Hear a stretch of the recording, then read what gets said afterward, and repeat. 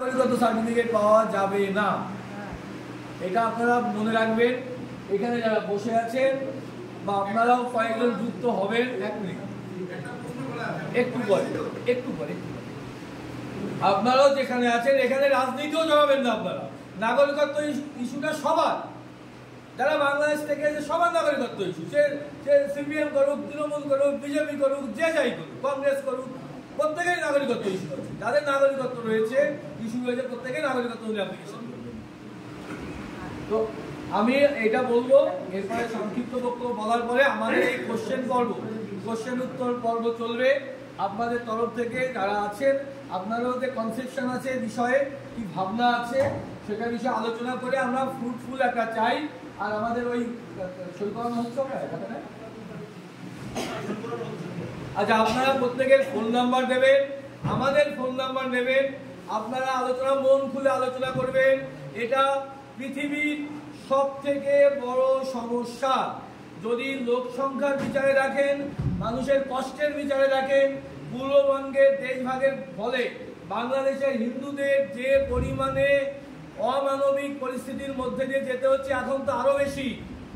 একটা উদাহরণ দিয়ে আমি শেষ করবো। আমি যখন আপনাদের এখানে আসি, আমাকে নদিয়া থেকে এক ব্রাহ্মণ ভদ্রলোক ফোন করেছেন, কি চ্যাটার্জি নাকি, বলছে দাদা আমি 2022 সালে এখানে এসেছি দুটি মেয়েকে নিয়ে, মেয়ের সম্মান রক্ষা করার জন্য ওখান থেকে সব কিছু ছেড়ে পালিয়ে আসতে বাধ্য হয়েছে। আমাদের ওখানে অনেক সম্পত্তি রয়েছে, কিছু না নিয়ে এসেছি, দিনে একবেলা খাচ্ছি।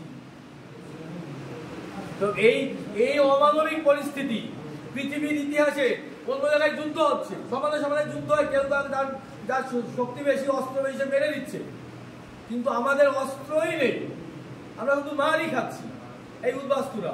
সেই জন্য আমাদের এই সুযোগটাকে ব্যবহার করে, সুযোগটাকে যারা আরো এক্সটেন্ড করতে পারি সবার জন্য, যার কোনো কাগজ নেই, এই দেশের কাগজ কোনো ব্যাপার না, ম্যানেজ হয়ে যায়।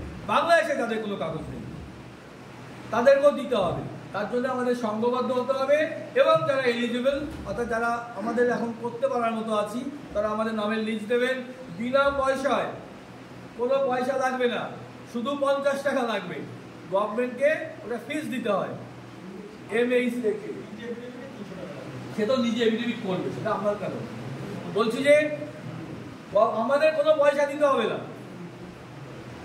পারলে আমাদের যেখানে হবে সেন্টার, সেখানে চা খাওয়ানোর চেষ্টা করো, সবসময় পারি না খাওয়াতে। আর আমাদের কোনো পয়সা দিতে হবে না, চাও নেই, আপনার মুখে হাসি ফুটলো, আপনি রাস্তায় দাঁড়িয়ে বলতে বললেন যে হ্যাঁ আমি ভারতের নাগরিক, আমি নাগরিকত্ব সার্টিফিকেট পেয়েছি, এবার মাথা উঁচু করে, বুক উঁচু করে আমি দাঁড়াতে পারছি, নিজের মনের ভাব প্রকাশ করতে পারছি। তো নাগরিকত্বর জন্য আর যাই হোক মাথা নিচু করতে হচ্ছে না, এইটুকুই আমাদের পাওনা, আর কোনো পাওনা নেই। তো কিভাবে করতে হবে না করতে হবে সেটা পরবর্তী প্রশ্নোত্তর পর্বে আমরা বলবো, যদি জানতে চান কেউ। এই বলে প্রত্যেককে আমি আমার আন্তরিক অভিনন্দন জানিয়ে আমি আমার এই নাতি দীর্ঘ বক্তব্য এখানে আপাতত